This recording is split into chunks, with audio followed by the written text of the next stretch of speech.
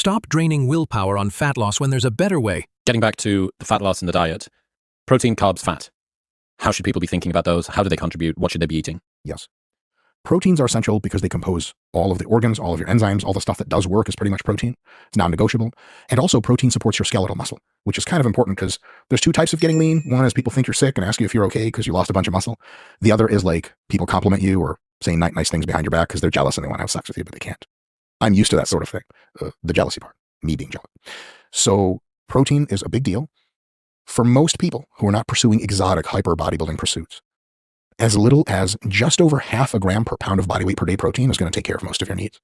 So if you weigh 200 pounds and you eat something like 120 grams of protein per day, you're probably golden and you can probably lose fat and lose very little or no muscle at all. The top end is maybe about double that.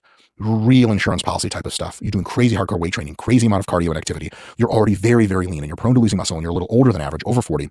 Then is just over 1 gram per pound. So if you weigh 200 grams, if you weigh 200 pounds, then maybe you have 220 or 240 grams. For a very serious fitness person, gram per pound is an amazing rule. Just understand that for most people, like if your mom asks you for diet advice, just a little bit over half of that is totally solid.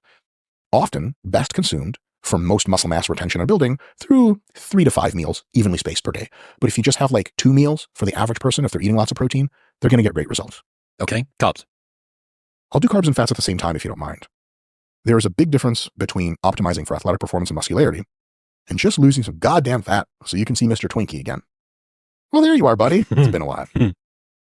Carbs and fats kind of combine into one index of extra calories after protein has been taken care of. A really great app for fat loss that you can use is called MacroFactor. And they have this turn dial where you can like turn up the carbs and turn down the fats.